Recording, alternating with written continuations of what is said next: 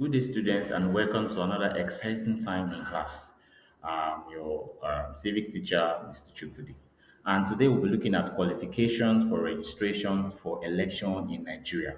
We want to look at those basic qualifications required to register for elections in Nigeria. Now, what we'll be learning in class today is one, identify the qualifications required to contest elections in Nigeria. We want to look at those prerequisites, those qualifications, those needed things that a voter must have to contest for elections in Nigeria.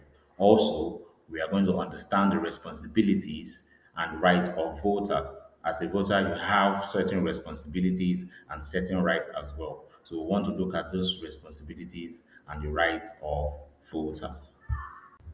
As we all know, that elections are essential aspects of democracy in Nigeria. To ensure credible leadership, there are specific qualifications for candidates and responsibilities for voters. Now, these qualifications are strictly to be adhered to. All right. So, as a voter, there are specific qualifications for candidates, those people who want to contest in elections, and those who also want to vote. All right. Because election is very important to democracy. You can't put any and anyhow present in government seats or presidential seats.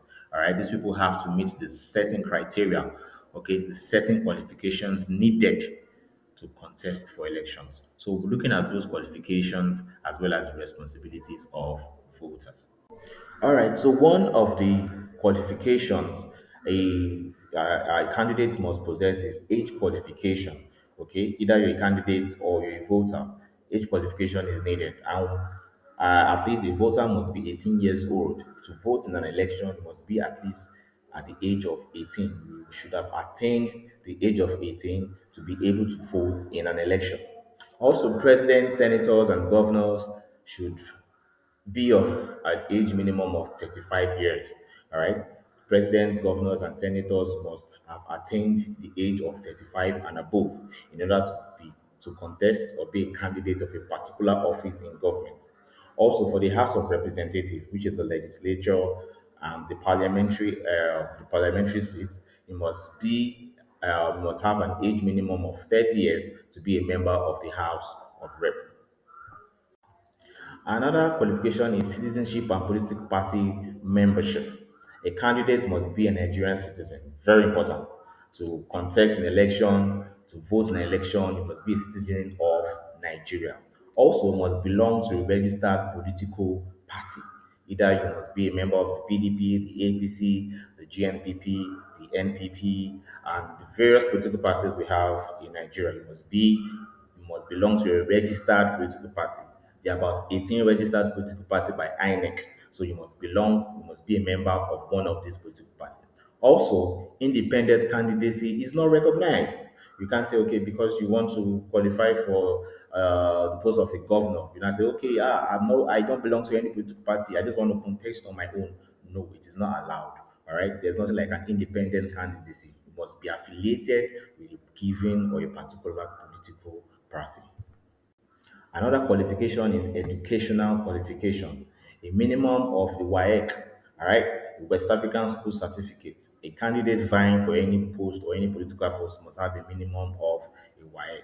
Also, higher qualifications may enhance credibility, but are not mandatory. It's not compulsory for you to have the BSc, the MSc, PhD to contest or be a candidate of an electoral process. All right, just having a WAEC, you could vie for the post of presidency, post of governorship, post of the House of Rep, Senate House, and the likes. Also, another qualification there is criminal record and mental fitness. All right, as a candidate, you must have no criminal record. You must not have a criminal record that will spoil your chances or that would elude your chances of becoming a better representative or a better candidate. You must not have a criminal record. There should not be history of murder, theft in your record. All right. Also, ex-convicts are disqualified from contesting. If you have gone to the prison before, if you have served jail time before, your chances of you contesting for election is automatically becomes disqualified. Also, you must be mentally sound and free from any form of insanity. All right, people who are not mentally sound, people who are insane, are not allowed to contest for election because Why would you contest for election if you don't have a sound mind? So you must be a person of a sound mind for you to partake or for you to be a candidate of any post you're vying for, any political post you're vying for in election. All right, another qualification that is necessary for registration or contesting an election is tax compliance. As a candidate, you are going to look at your tax records. Make sure that you've been responsible with paying your tax because paying tax is one of your duties as a citizen.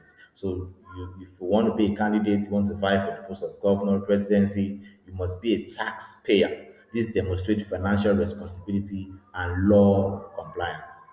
All right, up next, we'll be looking at the responsibilities of voters. As a voter, as an electorate, what are your responsibilities? First and foremost, we respect the privacy of other voters.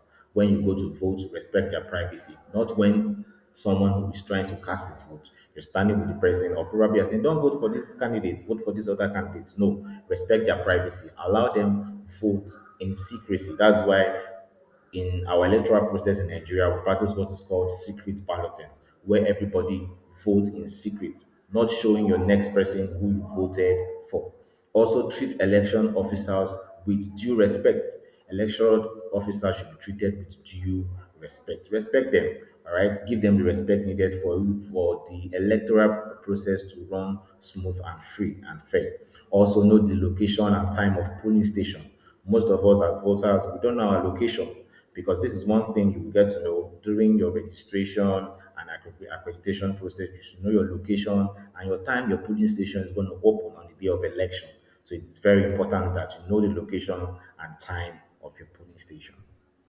Also, it's the responsibility of voters to bring valid identification for verification. Okay, and when you say valid identification, that is your PVC, your permanent voters card should be your identification for verification. Also, check the accuracy of the ballot before submission. Make sure you check that you voted for the right candidate. All right. In the ballot paper, there are several political parties that will be stated there. They don't write the names of the candidate. So just you as a that's why electoral education is very important. It's good to have political education. So once you get your ballot papers, you already know the candidate that's for PDP, that's for APC, that's for ANPP, that's for GNPP, and the party you want to vote for. So all you have to do, check the ballot paper, tick the political party, and cast your vote. Also participate actively by casting votes. That is the only way you can actually ensure a free, smooth, and stable democracy in Nigeria. Also, as a voter, you have some basic rights. You have some basic rights as a voter. What are your rights as a voter? First of all, right to vote if properly registered. Once you've properly registered as a voter, you have the right. As a matter of fact, it's one of your fundamental human rights. Right to vote and be voted for. It's a basic right. So once you've done your registration, your accreditation, you have the right to vote if properly registered. Also, you have the right to ask questions about the voting process. How should I vote? What should I do? Before voting and after voting, the process of voting, how does it take place? You have the right to ask about it. Also, right to vote in privacy and without intimidation. As a voter, you have the right to vote without intimidation. Right? Nobody should intimidate you. Nobody should scare you. Nobody should make you feel intimidated that you're voting for somebody who will not do anything, or it's your choice. It's your leverage for you to vote for anybody you want to vote. So you should vote in privacy without intimidation. Now, in conclusion, election ensures credible leadership. Voters' rights and responsibility enhance free and fair election.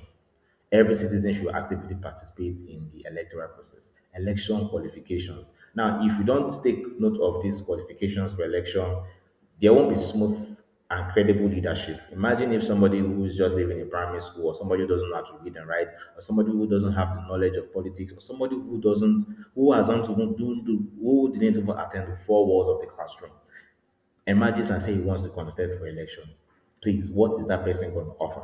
So qualifications for elections are very, very pivotal, very important. Okay, we can't do without them. They are very important for every candidate to have these qualifications because it gives us a free and fair elections and also ensures that democracy is efficient and sustainable. All right, I would like you to go back and look at this assignment. One, why is it important for candidates to have no criminal records? Why do they say it is very important for as a candidate who wants to vie for a particular post? Why is it important for you to have no criminal records? Also, explain the importance of voter rights in election. Why is voter rights important in election? And also discuss the role of education in political participation. Like I earlier said, political education cannot be overemphasized. Voters, citizens, and the populace at large need adequate political education to ensure the smooth running of an election. So discuss the role, okay, why should there be education in political participation? All right, we've come to the end of another exciting class today. I hope you learned one or two. I hope you'll be able to go out there and do and perform your civic right of voting. I'll see you in another class next week.